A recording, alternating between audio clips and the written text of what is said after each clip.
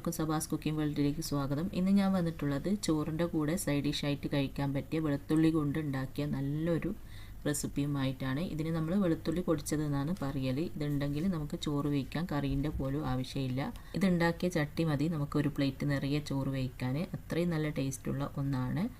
അപ്പോൾ നിങ്ങളെല്ലാവരും ഇതുണ്ടാക്കി നോക്കുക. എന്നിട്ട് ഫീഡ്ബാക്കൊക്കെ കമൻറ്റ് ബോക്സിൽ കമൻറ്റ് ചെയ്യുക. അപ്പോൾ നമുക്ക് വേഗം തന്നെ വീഡിയോയിലേക്ക് പോകാം. വീഡിയോയിലേക്ക് പോകുന്നതിന് മുമ്പായിട്ട് ചാനൽ സബ്സ്ക്രൈബ് ചെയ്യാതെ കാണുന്നവരുണ്ട്, ഒന്ന് സബ്സ്ക്രൈബ് ചെയ്ത് സപ്പോർട്ട് ചെയ്യണേ. അപ്പോൾ നമുക്ക് നോക്കാം എങ്ങനെയാണ് ഇത് ഉണ്ടാക്കുന്നതെന്ന്.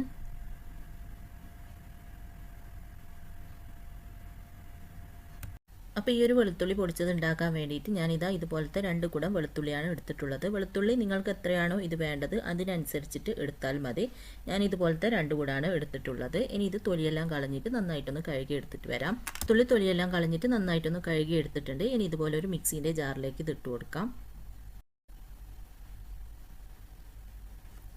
എന്നിട്ട് ഇതിലേക്ക് 1.5 ടീസ്പൂൺ മുളക് പൊടി ഇട്ട് കൊടുക്കാം. ഞാൻ എടുത്തത് കാശ്മീരി മുളക് പൊടിയാണ്. സാധാരണ മുളക് പൊടിയാണ് എടുക്കുന്നതെങ്കിൽ നിങ്ങളുടെ എരിവിനനുസരിച്ചിട്ട് ചേർത്ത് കൊടുത്താൽ മതി. 1/4 ടീസ്പൂൺ മഞ്ഞൾപ്പൊടിയും അല്പം വെള്ളവും കൂടെ ചേർത്തിട്ട് നമുക്കിതൊന്ന് നന്നായിട്ട് അടിച്ചെടുത്തിട്ട് വരാം. ആദ്യം ഒരു 2-3 ടേബിൾ സ്പൂൺ വെള്ളം ഒഴിച്ചിട്ട് അടിച്ചെടുക്കുക. എന്നിട്ട് വീണ്ടും നോക്കിയിട്ട് വേണമെങ്കിൽ അടിച്ചെടുത്താൽ മതി. അപ്പോൾ ഞാനൊരു 2 ടേബിൾ സ്പൂണോളം വെള്ളം ഒഴിച്ചിട്ട് അടിച്ചെടുത്തിട്ടുണ്ട്. ഇതാ ഇതുപോലെയാണ് ഉള്ളത്. ശരിക്കും അങ്ങ് അരിഞ്ഞ് കിട്ടിയിട്ടില്ല. ഇനി ഇതിലേക്ക് കുറച്ചും കൂടെ വെള്ളം ഒഴിച്ചിട്ട് വീണ്ടും ഒന്ന് അടിച്ചെടുക്കുന്നുണ്ട്. അപ്പോൾ ഒരു 1/4 കപ്പിനും കുറവായിട്ട് വെള്ളം ഒഴിച്ച് കൊടുക്കുന്നുണ്ട്. എന്നിട്ട് വീണ്ടും ഇതൊന്ന് നന്നായിട്ട് അടിച്ചെടുത്തിട്ട് വരാം. അപ്പോൾ വെള്ളവും കൂടെ ഒഴിച്ചിട്ട് ഇതാ ഇതുപോലെ നന്നായിട്ടൊന്ന് അരച്ചെടുത്തിട്ടുണ്ട്. ഇതുപോലെ നന്നായിട്ട് അരച്ചെടുക്കുക. ഇനി നമുക്ക് വെളുത്തുള്ളി പൊടിച്ചത് റെഡിയാക്കാം.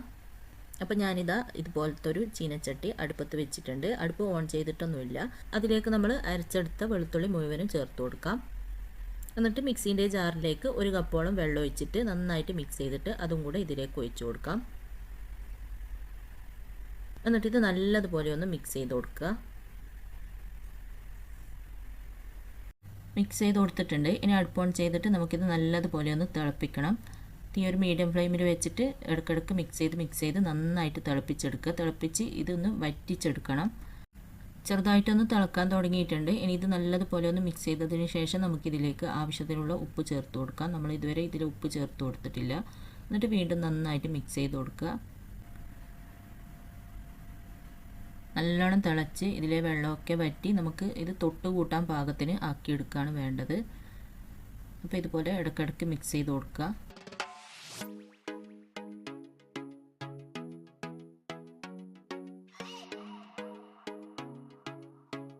അങ്ങനെ നന്നായിട്ട് മിക്സ് ചെയ്ത് ഇതുപോലെ പകുതിയോളം വറ്റിയിട്ടുണ്ട്.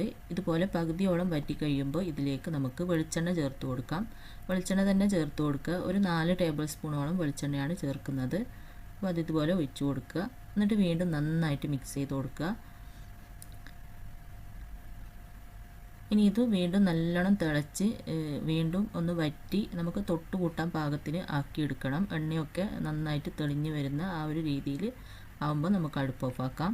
ഉപ്പെല്ലാം നോക്കിയിട്ട് വേണമെങ്കിൽ ഉപ്പ് ചേർത്ത് കൊടുക്കാം. ഉപ്പിൻ്റെ കുറവുണ്ടെങ്കിൽ ഞാൻ കുറച്ചും കൂടെ ഉപ്പ് ചേർത്ത് കൊടുത്തിട്ടുണ്ട്.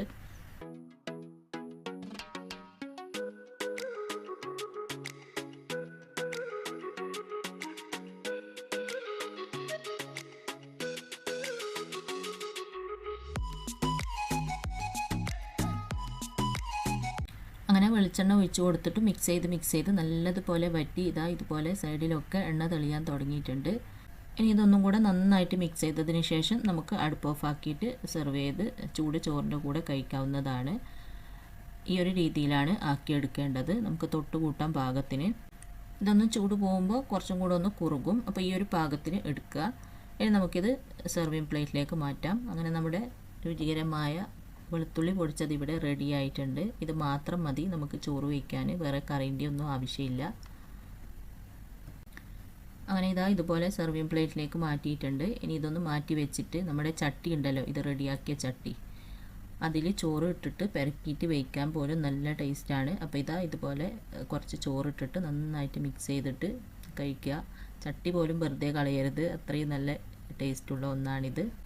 ഇത് കുറച്ച് കൂടുതൽ ഉണ്ടാക്കി വെച്ച് കഴിഞ്ഞാൽ നമുക്ക് ഒരാഴ്ച വരെയെല്ലാം ചോറിൻ്റെ കൂടെ കൂട്ടി കഴിക്കാം. കൂടുതൽ വെക്കണമെന്നുണ്ടെങ്കിൽ ഫ്രിഡ്ജിൽ വെച്ചാൽ മതി. എന്നിട്ട് ആവശ്യത്തിന് എടുത്ത് കഴിക്കുക. അപ്പോൾ നിങ്ങളെല്ലാവരും ഉണ്ടാക്കി നോക്കുക. എന്നിട്ട് ഇഷ്ടമായ അഭിപ്രായം പറയാൻ, ലൈക്ക് ചെയ്യാനും ഷെയർ ചെയ്യാനൊന്നും മറക്കരുത്. എപ്പോഴും പറയുന്നത് പോലെ സബ്സ്ക്രൈബ് ചെയ്യാതെ കാണുന്നവരുണ്ടെങ്കിൽ ഒന്ന് സബ്സ്ക്രൈബ് ചെയ്ത് സപ്പോർട്ട് ചെയ്യാൻ മറക്കരുത്. അപ്പോൾ ഇൻഷാ അല്ലാഹ് അടുത്ത പുതിയ വീഡിയോ ആയിട്ട് നമുക്ക് വീണ്ടും കാണാം.